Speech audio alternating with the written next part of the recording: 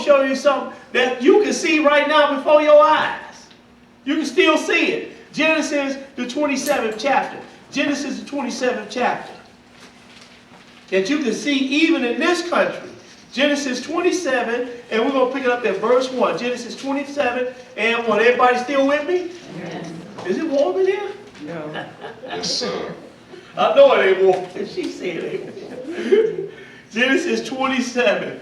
Genesis 27, and we're going to pick it up at verse 1. Genesis 27 and 1. Go ahead and read it. And it came to pass that when Isaac was old, and his eyes were dim, so that he could not see, he called Esau his eldest son, and said unto him, My son, and he said unto him, Behold, here I am. And he said, Behold, now I am old. I know not the day of my death. Now therefore take, I pray thee, thy weapons, thy quiver, and thy bow, and go out to the field, and take me some venison. Go ahead. And make me savory meat, such as I love, and bring it to me. Now, you know, because people always read this one right here and always talk about Jacob stole Esau's blessing. Go ahead and read though. And bring it to me that I may eat, that my soul may bless thee before I die. And Rebekah heard when Isaac spake to Esau his son, and Esau went to the field to hunt for venison and to bring it. So now, so his father Isaac told him, go out and get me some venison that I love, and when you come back, I'm going to bless you. So Esau gone, right? Go ahead and read. 6. And Rebekah spake unto Jacob her son, saying, Behold, I heard thy father speak unto Esau thy brother, saying, Bring me venison and make me savory meat, that I may eat and bless thee before the Lord before my death. Now therefore, my son, obey my voice according to that which I command thee. Now he said, obey my voice.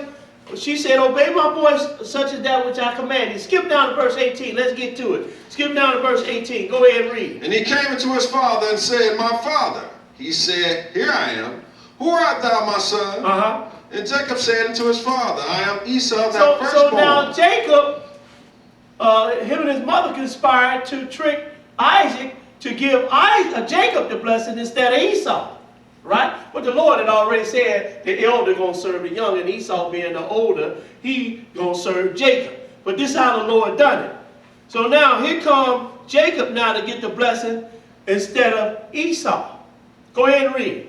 And Jacob said to his father, I am Esau thy firstborn. I have done according as thou badest me. Arise, I pray thee, sit and eat of my venison, that thy soul may bless me. Go ahead. And Isaac said unto his son, How is it that thou hast found it so quickly, my son? Now this is Jacob now instead of Esau. So Esau going out into the field to hunt for venison. But Jacob already got it, right? So he feed him, tell him to bless me. He said, how'd you come back so fast? Go ahead and read. And he said, Because the Lord thy God brought it to me. And Isaac said unto Jacob, Come near, I pray thee, that I may feel thee, my son, whether thou be my very son Esau or not. All right, so now he checking him out, and then he felt hairy and all that because the mama put hair on him or fur on him, like Esau. But let's get down to the meat of it. Skip down to verse 30. Go ahead. Because Isaac blessed Jacob instead of Esau, right? Go ahead and read. Verse 30. 30.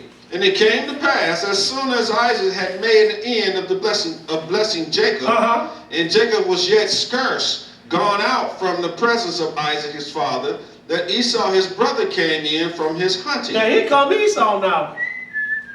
He put down the venison. Come on and eat, my father. He's like, what? Because Jacob he had already blessed Jacob. So now here come Esau, Johnny lately, trying to get the Lord to eat this venison so he can get the blessing. Skip down to verse 35. Go ahead and read it. And he said, Thy brother came with subtlety. Now this is Isaac telling Esau, you know, your brother came with subtlety. Go ahead. And he said, Thy brother came with subtlety, and have taken away thy blessing. Now your brother have come with subtlety and taken away your blessing, Esau. Jacob came before you, and he took, I blessed him. Go ahead and read. And he said, is not his rightly named Jacob? For he hath supplanted me this two times.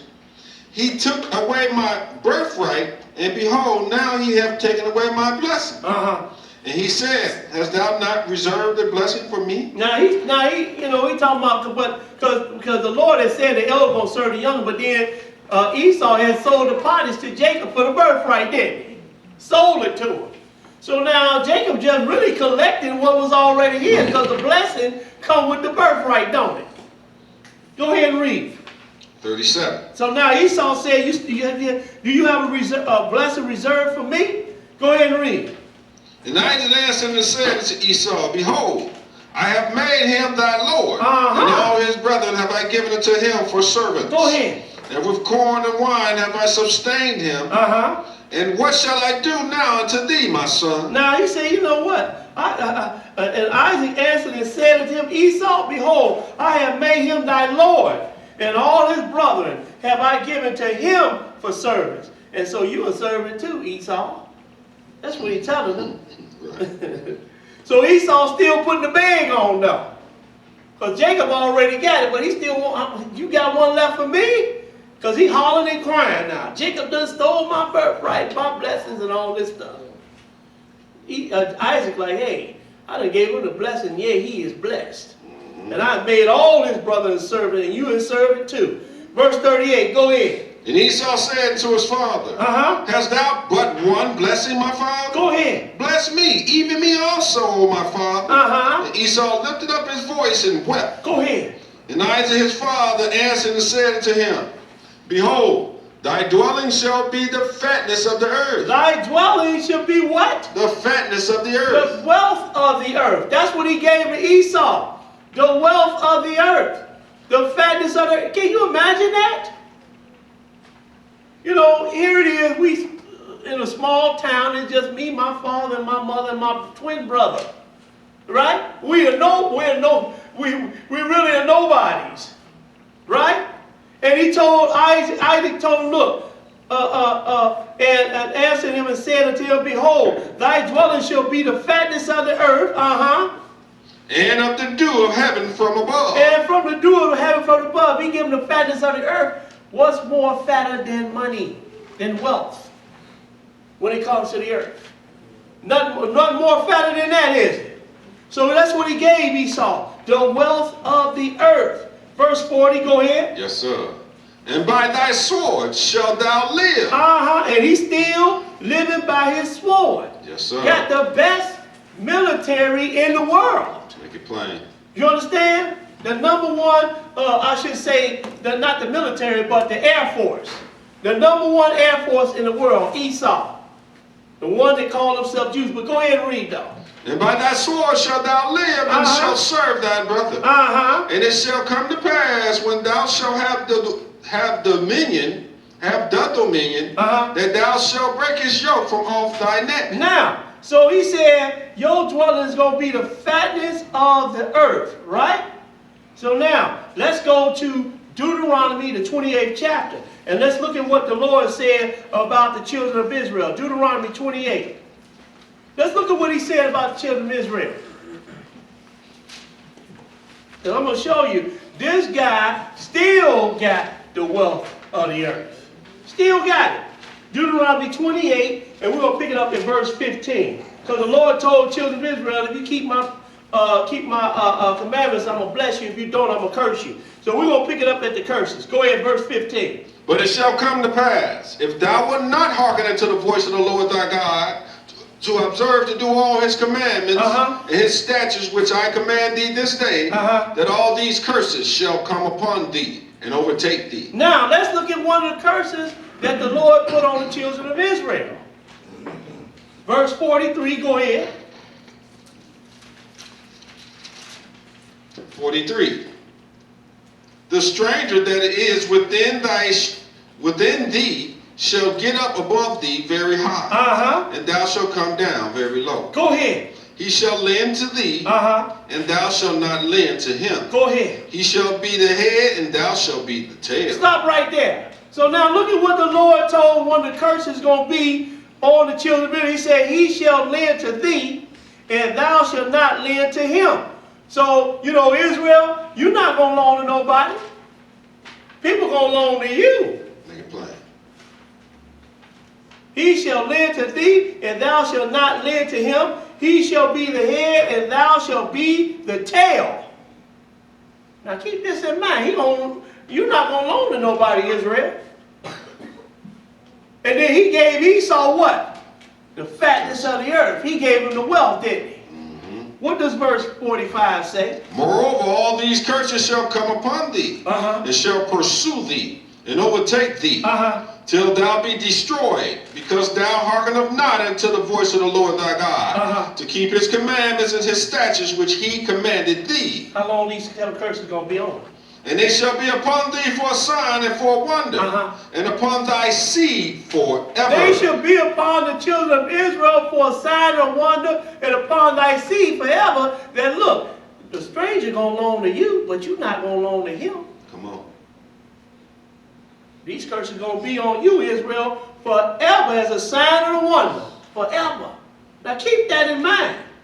Because this one that called himself a Jew, let's look at him for a minute. And I know we talk about him a lot. We talk about him a lot. But it's only because we're looking at Bible prophecy and we know who we are and we know who they are. And so now we're going to show you some prophecy about him. Look at what he done. Right there. It's the last 2 million years. Page 58. It says, in many places, the Jews were resented. Those are the Jews, the Israelites, same people. He said in many places the Jews were rejected. He's talking about the Edomite Jews now. Not talking about the real Jews. Go ahead and read. In many places the Jews were resented. For most Christians held them responsible for the death of Christ. They were confined to ghettos and forbidden to own land. They were confined to ghettos and prevented to own lands. Go ahead and read. Or to practice trade. Or to practice trade. Go ahead. Many of them could only earn a living by lending money. Stop right there. You see that? Many of them, they could only earn money by doing what?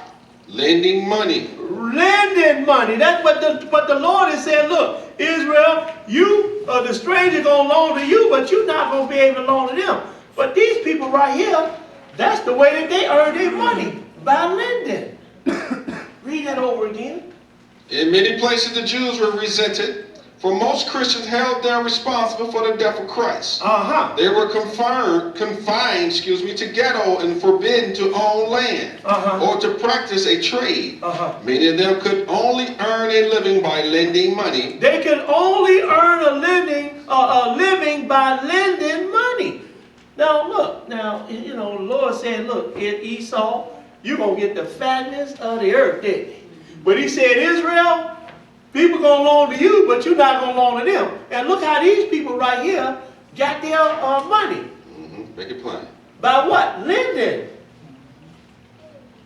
Go ahead and read some more. Finish that.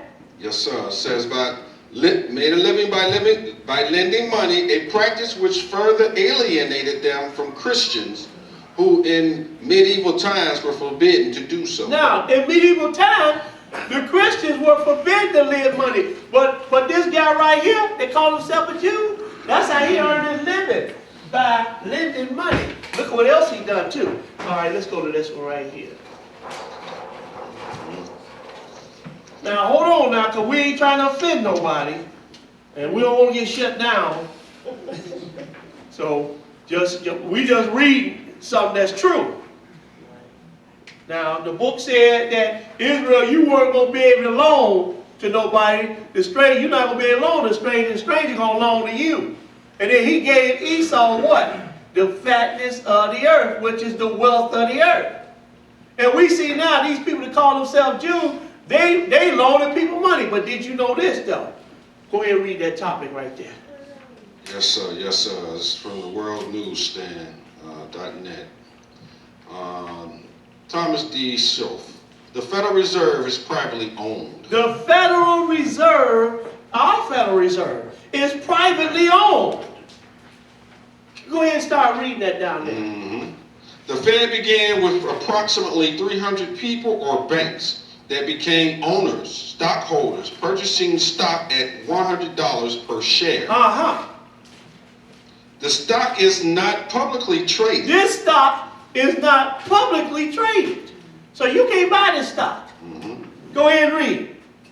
The stock is not publicly traded in the Federal Reserve banking system. They make up an international banking cartel of wealth beyond comparison. Now you read that kind of fast. Read that again. Brother. Yes, sir. Yes, sir. Now look at what you read right here. A banking cartel whose wealth is beyond comparison. But you can't trade with this stock, though. Let me show you who got this cartel.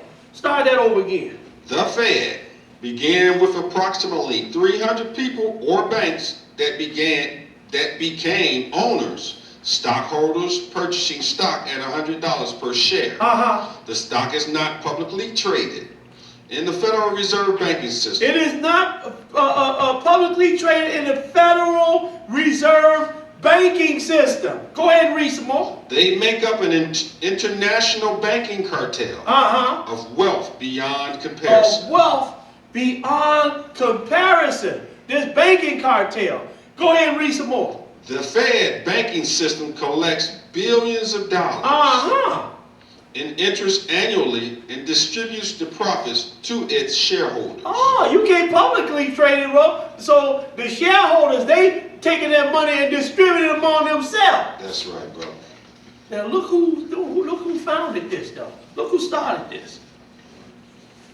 Right here. Mm-hmm. Top. Who actually owns? Yes. Yes, sir. Who actually owns the Federal Reserve central banks? Who actually owned the Federal Reserve central banks? Go ahead and read. The owner of the 12 central banks. A very well-kept secret has been revealed. This secret it's a well-kept secret. It has been revealed now. Now look who founded this now. Don't get mad at me. Just go and check it out for yourself. I mean, it's all over the internet now. But I've been knowing about this for years. But go ahead, look who at the top of the list. Go ahead and read. Y'all ready? Rothschild Bank of London. Rothschild's Bank of London. You know those Edomite Jews. Rothschilds, you know those Jews. Go ahead and read. Warburg Bank of Hamburg. You see that bird on there, you know that's an Edomite Jew, don't you? Go ahead and read. Rothschild Bank of Berlin. Lehman Brothers of New York. Lehman Brothers of New York. Go ahead. Lazard Brothers of Paris. Low Bank of New York. Go ahead. Israel's Moses Sif. I like that one, right? You know that's Edomite right there, don't you? You know that's Edomite Jew. Yes, sir. Go ahead and read. Yes, sir. It says Israel's Moses Sif Bank of Italy. Goldman Sachs of New York. Goldman Sachs of New York. We heard of that before, haven't we? But these are Edomite Jews, the ones that started the Federal Reserve. Now remember what the Lord said. He gave that when Isaac asked for that blessing, he gave Esau that blessing. What did he give him? The fatness of the earth. Now this is the largest loaning institution in the world right here, the Federal Reserve. They're the ones who print the money. They're the ones who cause the interest rates. And look who always over it too. You had Greenspan. That's an Edomite. Remember he's on the Federal. Now we got who? Bernanke. Who is he? That's an Edomite. Yes, sir. Go ahead and read. Okay, the next one is Warburg Bank of Amsterdam. Warburg Bank of... Go ahead and look at this one right here. Chase Manhattan Bank of New York. Chase Manhattan Bank of New York. Edomite. They own the loaning institution. And I could go on and on. HBO, Touch-Tone Pictures, Hollywood, Warner Brothers. Who do you think own Hollywood? Who do you think own the largest media conglomerate in the world, Walt Disney? Edomites. Who own Hollywood? The Edomite Jews. Now look, the Lord told the children of Israel, people gonna loan to you, but you're not gonna be able to loan them. Do this fit the people in the Bible? No, sir. They don't fit the people in the Bible, do they? Come on, brother. But look, the Lord had already prophesied it all the way back there in Genesis that Esau, you're going to get the wealth of the earth. And we see that even now today, don't we? Because us Israelites, we poor. The Israelites supposed to be poor, don't they? And we are poor. I mean, look at us. We're only 13% of the population, and we poor. Been here for over 400 years, and we still poor. Some of us get a little money. Michael Jordan, you understand, some of the basketball players, they get some money, but they ain't putting it in the community, in the communities, are they? And we are still poor. Now, just so I don't get shut down, let's move on. Let's go. We're going to move on to something else. But you see how the past prophecy is still true today? It's still true today. Let's go now. Let's go to 1 Samuel, the 2nd chapter, because we ain't tripping on Esau, the so-called Jew. We're not tripping on him, because we understand who gave it to him. And we understand that it was prophesied already. That's why a lot of times we see things, we don't get upset. Us Israelites don't get upset, because we say, yep, that's what the Lord had written. It's written. Yes, sir. That's what he had written. 1 Samuel 2, and we're going to pick up at verse 6. 1 Samuel 2 and 6. We ain't going to trip on Esau. This is why. Go ahead and read it. The Lord killeth and maketh alive. The Lord killeth and maketh alive. He bringeth down to the grave and bringeth up. The Lord maketh poor and maketh rich. The Lord maketh poor and the Lord maketh rich. So all those rich people out there, the Lord made you rich. And all us poor people, the Lord made us poor. But I don't care if you're rich or poor, you still better be believing and serving in the God of Israel. Right. Whatever you are. Go ahead and read. He bringeth low and lifteth up. He raiseth up the poor out of the dust. He raised up the poor out of the dust. And lifted up the beggar from the dunghill. Go ahead. He set them among princes. Did he do that with Joseph? Joseph was in the dungeon, wasn't he? The Lord brought him up out that dungeon and made him viceroy of Egypt, over all Egypt. He said the Lord, he raised him up out of raised up the poor out of the dust and lifted up the beggar from the dunghill to set them among princes. And to make inheritance of the throne of glory. Go ahead. And to make them inherit the throne of glory, for the pillars of the earth are the Lord's. The pillars of the earth are the Lord's.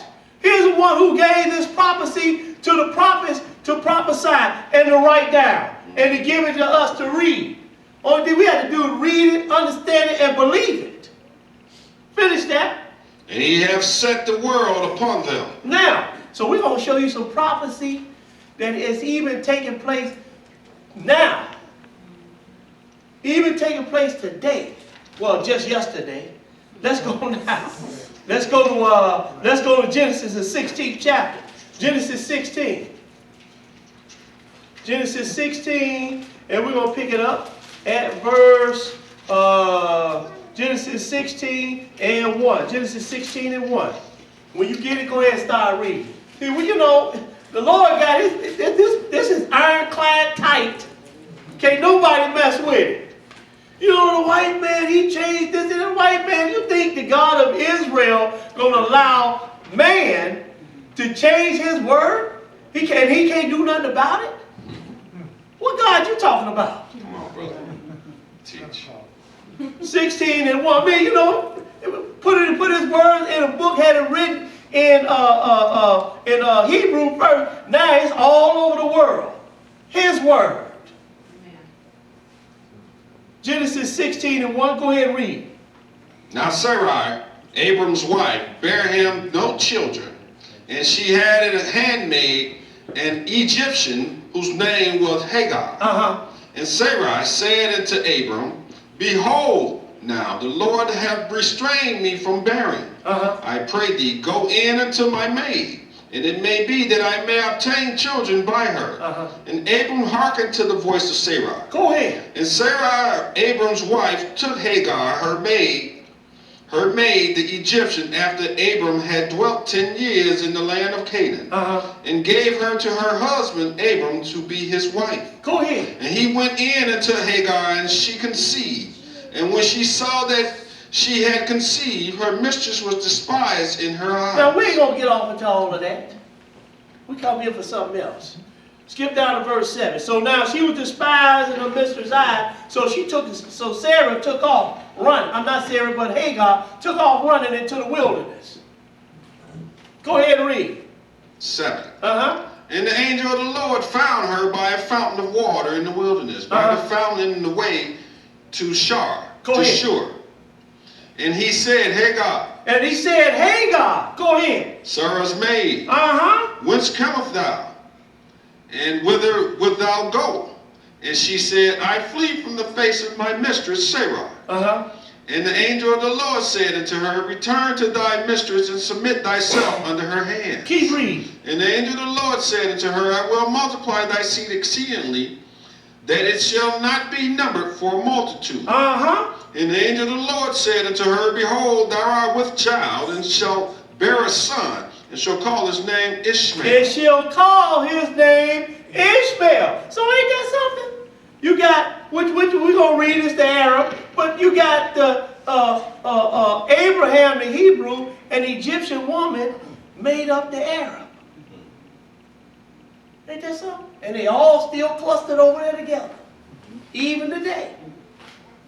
Read that verse 11 again. And the angel of the Lord said unto her, behold, thou art with child, and shalt bear a son, and shall call his name Ishmael. Because the Lord hath heard thy affliction. Because the Lord hath heard thy affliction. Go ahead. And he will be a wild man. Ooh, stop right there. And he will be a wild man. Now look at who's the wildest cat on the planet. I mean, the poster boy for terrorism. Yes, sir. Who we dealing with? We're going to show you. And he will be a wild man. His hand will be against every man. And every man's hand against him. Now this one right, he said his hand going to be against every man, and every man's hand going to be against him. Who are we looking at? Who is the poster boy for terrorism? Finish that. And he shall dwell in the presence of all his brethren. And he shall dwell, and they all are still in the Middle East clustered together. Let's see who we talking about. Let's go now. We're going to Funky Wagner's, and we're going to look up Ishmael.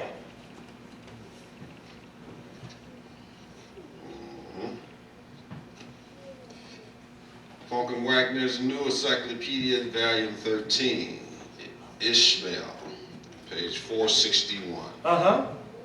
The Old Testament, the elder son of the Hebrew patriarch Abraham, and the reputed ancestor of a group of Arabian tribes. And the reputed ancestor of who? A group of Arabian tribes. A group of Arabian tribes.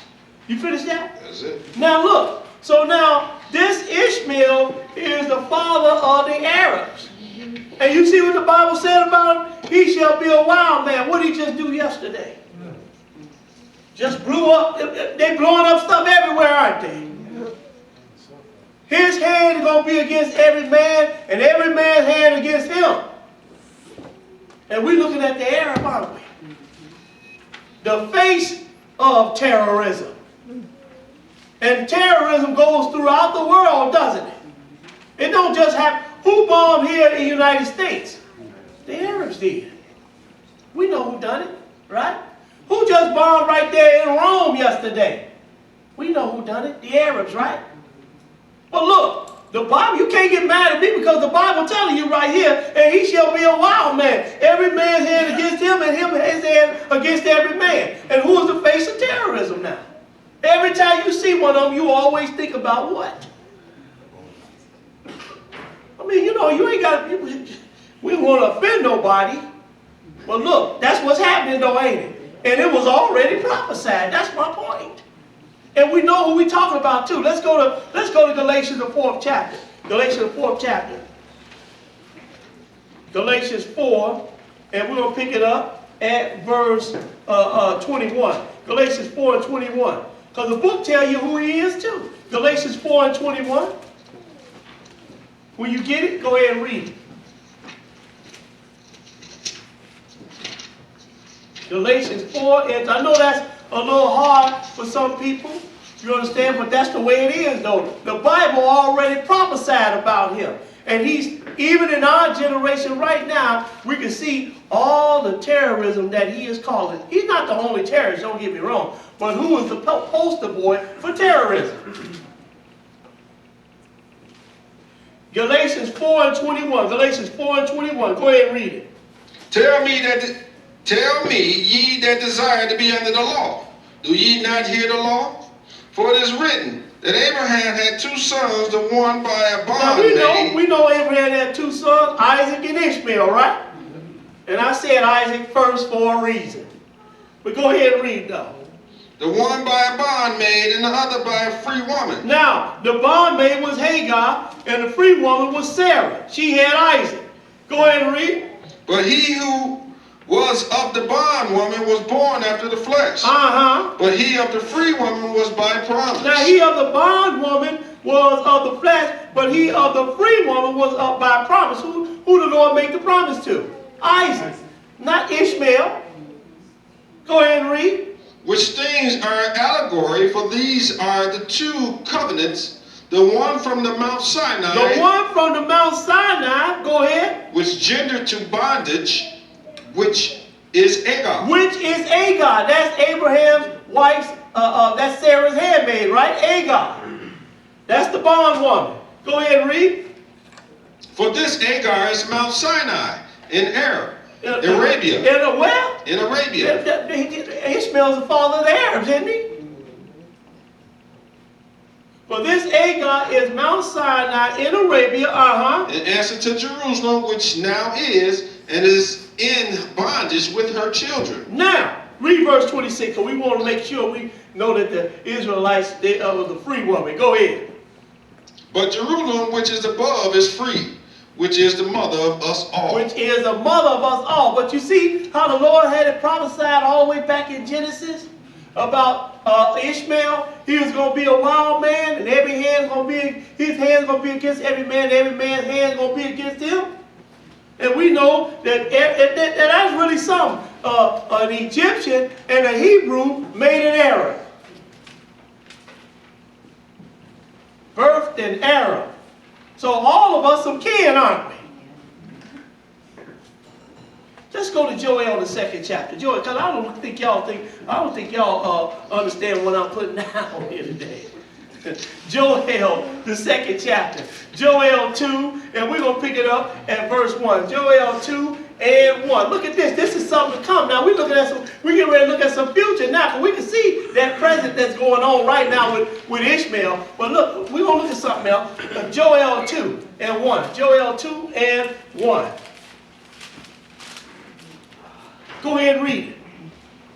Blow ye the trumpet in Zion, and sound an alarm in my holy mountain. Let all the inhabitants of the land tremble, for the day of the Lord cometh, for it is nigh at hand. Now, the day of the Lord cometh, because Habakkuk told, he said, it's not going to tarry, but it's surely going to come. The end going to come. Right? And so that's what we're reading about right here. He said, blow ye the trumpet in Zion, and sound an alarm in my holy mountain. Let all the inhabitants of the land tremble. For the day of the Lord cometh, for it is nigh at hand. It's coming. Go ahead and read. A day of darkness, of gloominess. A day of clouds and of thick darkness. Go ahead. As the morning spread about the mountains. Upon the mountains, a great people and a strong, there have not been ever the light, neither shall be any more after it. Go ahead. Even to the years of many generations. Now we're looking at future right here. He said, look, and a day of darkness, a day of gloom, a day of clouds, a thick darkness, as the morning spread upon the mountains. A great people and a strong. There have not been ever the like, neither shall be any more after it. Now, what is this talking about? That's something big right there, ain't it? He's talking about something big. Go ahead and read. A fire devoured before them, and behind them a flame burneth. Uh-huh. The land is as the Garden of Eden before them. Go ahead. And behind them a desolate wilderness. Ooh, they coming to do some damage, aren't they?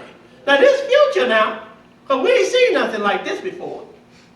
Go ahead and read. Yea, and nothing shall escape them. Uh-huh. The appearance of them is as the appearance of horses, and as horsemen, so shall they run. Uh-huh. Like the noise of chariots on the top of mountains shall they leap.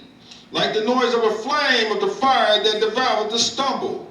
As a strong people set in battle array. Uh-huh. Before their face the people shall be much pain. All faces shall gather blackness. Go ahead. They shall run like mighty men. They shall climb the wall like men of war. They shall march every one on his ways. And they shall not break their ranks. Now these soldiers marching out here, he said they shall not break their ranks. Go ahead and read. Neither shall one thrust another. Uh-huh. They shall walk every one in his path. And when they fall upon the sword, they shall not be wounded. If they fall upon the sword, they ain't going to miss nobody. Because I'm going to show you how many it's going to be of them. Go ahead and read. They shall run to and fro in the city. They shall run upon the wall. They shall climb up upon the houses. They shall enter in at the windows like a thief. Uh-huh. The earth shall quake before them. The earth is going to quake before them. Go ahead. The heavens shall tremble. Uh-huh. The sun and the moon shall be dark, and the stars shall withdraw their shining. Ooh. Put a time on it, didn't he? So you know we ain't seen nothing like this, right? Go ahead and read. 11. And the Lord shall utter his voice before his army. You know, the Lord shall utter his voice before his army. Make it plain. Because they ain't doing this on their own.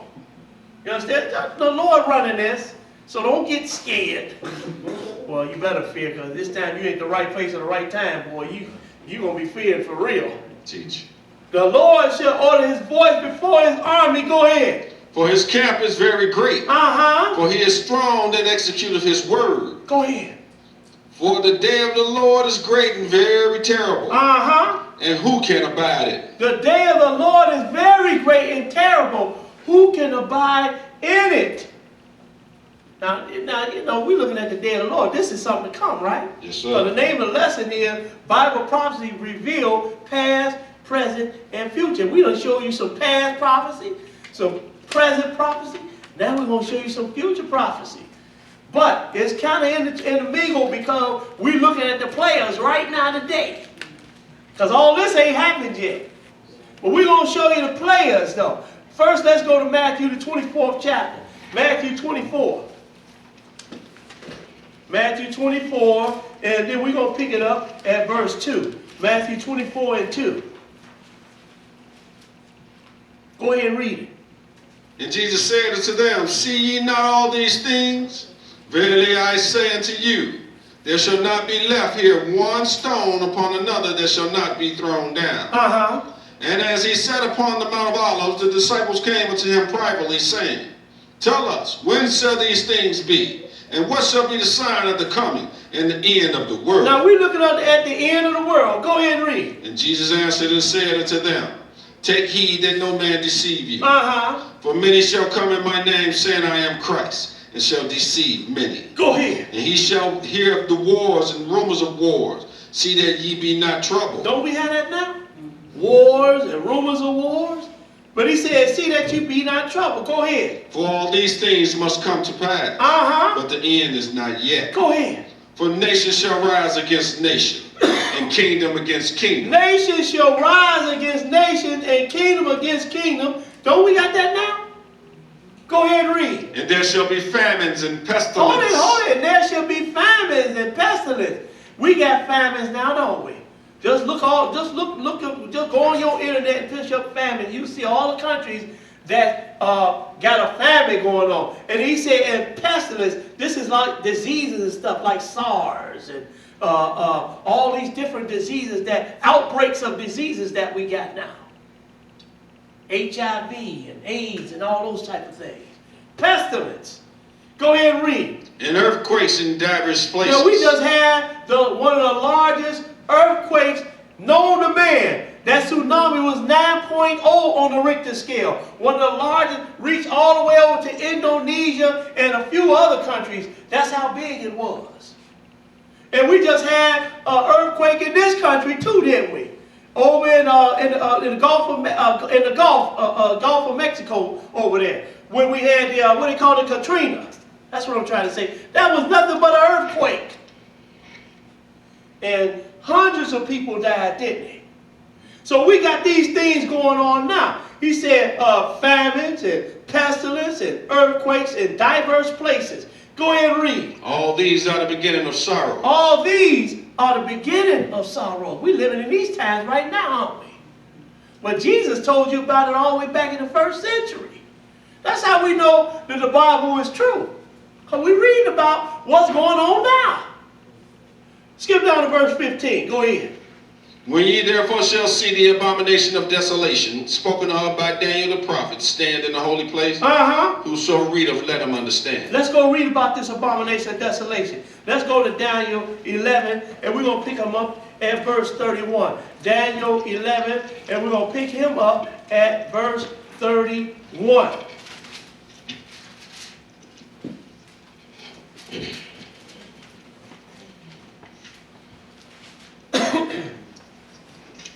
Everybody got it? Yeah. Verse 31. Go ahead and read it. And arms shall stand on his part, and they shall pollute the sanctuary of strength. Go ahead. And shall take away the daily sacrifice. And they're going to take away the daily sacrifice, because those ones that call themselves Jews, they're going to start up the sacrifices again. But this one right here is going to stop the daily sacrifices. Go ahead and read. And they shall place the abomination that maketh desolate. And they shall place the abomination that maketh desolate. We really didn't come here for him, but we're going to bring him on the scene anyway. Skip down to verse 36, because this is what we're really coming for. Go ahead and read it. And the king shall do according to his will. Now this abomination of desolation, he is a king. And he does this office, this abomination of desolation, it is in office right now. Yes, sir. As we speak. Read that verse again. And the king shall do according to his will. And the king, this guy that's running this show, he is a king. Go ahead and read. And he shall exalt himself and magnify himself above every god, and shall speak marvelous things against the God of gods, and shall prosper till the indignation be accomplished. For that is determined shall be done. And it's being done as we speak. We just ain't going to get into this aspect of it just yet. But go ahead, verse 37. Neither shall he regard the God of his fathers, nor the desire of women, nor regard any God, for he shall magnify himself above all. Skip down to verse 40. Go ahead. Now look at what he's going to do. Go ahead. And at the time of the end shall the king of the south push at him. Now the king of the south going to push at him. And the king of the north shall come against him. And the king of the north shall come against him. Go ahead. Like a whirlwind, with chariots, and with horsemen, and with many ships. And he shall enter into the countries, and shall overflow and pass over. Now he going to enter in many countries, overflow and pass over. Keep reading. He shall enter also into the glorious land. Now where's the glorious land? That's Jerusalem, ain't it? Yes, sir. Go ahead and read. And many countries shall be overthrown, but these shall escape out of his hand.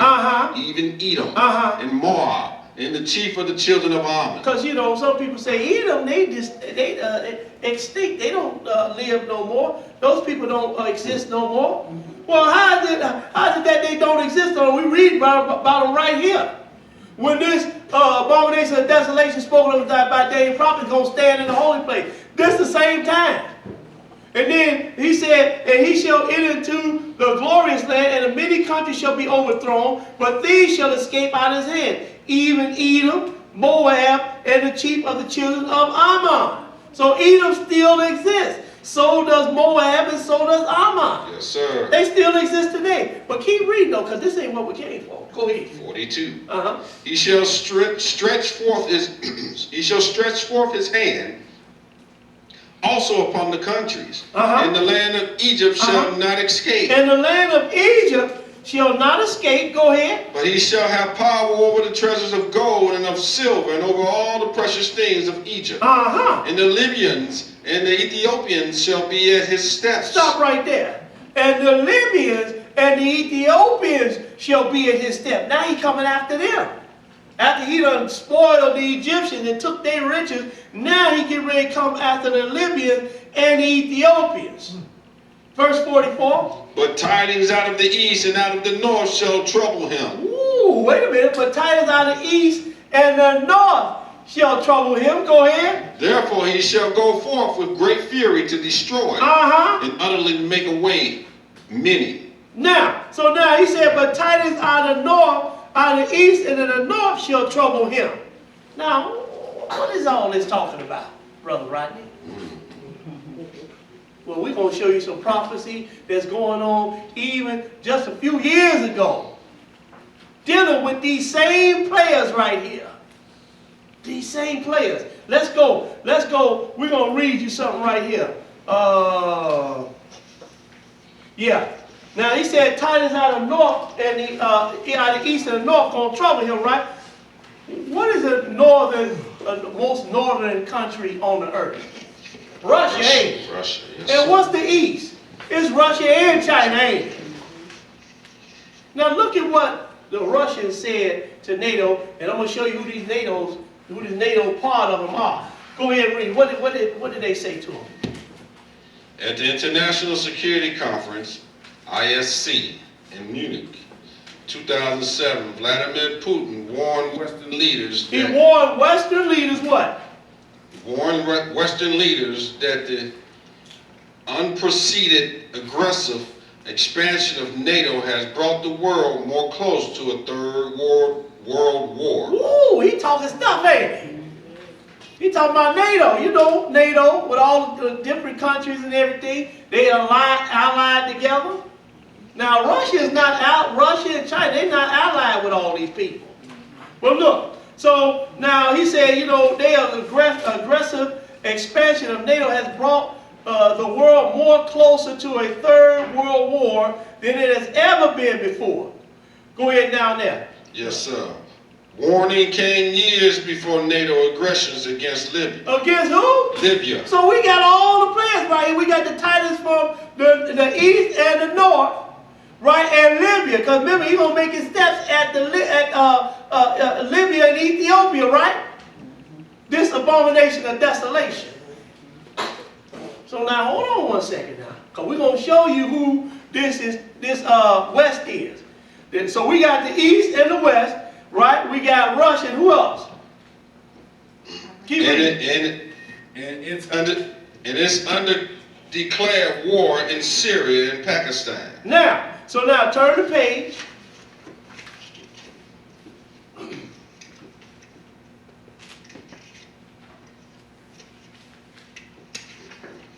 That's it.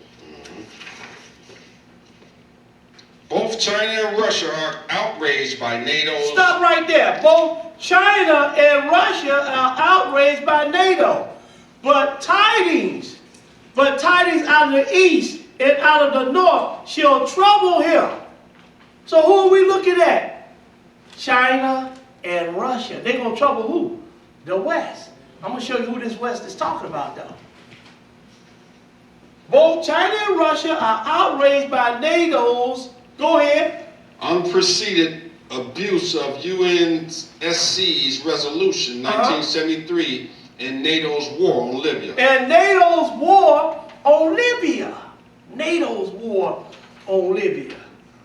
And we're going to read, because we're going to read you something that's going to happen, and this is June the 7th, 2015. And they still